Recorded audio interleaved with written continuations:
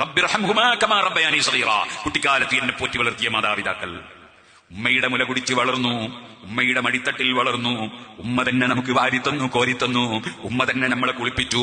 ഉമ്മ തന്നെ മുടി വാർന്നിട്ട് തന്നു. ഉമ്മ തന്നെ തോർത്തി തന്നു. ഉമ്മ തന്നെ കുപ്പായമിട്ട് തന്നു. ഉമ്മ തന്നെ നമുക്ക് വസ്ത്രമണിയിച്ചു തന്നു. ഉമ്മ തന്നെ ഭക്ഷണം പാകം ചെയ്തു തന്നു. ആ ഉമ്മ തന്നെ വാരിത്തന്നു. ആ ഉമ്മ തന്നെ നമുക്ക് ഗ്ലാസ് എടുത്ത് വെള്ളം പാല് കുടിപ്പിച്ചു തന്നു. അങ്ങനെ ആ ഉമ്മ ചെയ്ത ഖിദ്മത്തുകളൊന്നും ഓർത്തു നോക്കൂ യുവാക്കളെ. ആ ഉമ്മ അങ്ങനെ മറന്നുകൊണ്ടൊരു ജീവിതം പറ്റുമോ? അതേപോലെ നമുക്ക് വേണ്ടി ഊണും ഉറക്കുമൊഴിഞ്ഞ് കഠിനാധ്വാനം ചെയ്ത് അതാ ജോലി ചെയ്ത് പണിയെടുത്ത് അധ്വാനിച്ച് നമുക്ക് ഭക്ഷണം വാങ്ങി തന്ന ബാപ്പ, അതേ നമ്മെ പ്രസവിക്കുന്ന സമയത്ത് ഹോസ്പിറ്റലിൽ ഉറക്കമൊഴിച്ച ബാപ്പ, ഗർഭമായിരുന്ന സമയത്ത് അതാ കൊണ്ടുപോയിട്ട് പടച്ച റബ്ബേ എത്ര അധ്വാനമാണ് ബാപ്പ അധ്വാനിച്ചത്. എന്നിട്ട് ആ പ്രസവത്തിൽ എന്റെ കുട്ടിക്കൊരു അപകടവുമില്ലാതെ കുട്ടി പ്രസവിച്ച് വരണമെന്ന നിലക്ക് ആരോടൊക്കെ ദുആ ചെയ്യാൻ പറഞ്ഞത്. ആ കുട്ടിയെ പോറ്റി വളർത്തി പഠിപ്പിക്കാൻ ബാപ്പ എത്രയാണ് അധ്വാനിച്ചത്. ആ ബാപ്പയെ മറന്നുകൊണ്ടൊരു ജീവിതം പറ്റുമോ?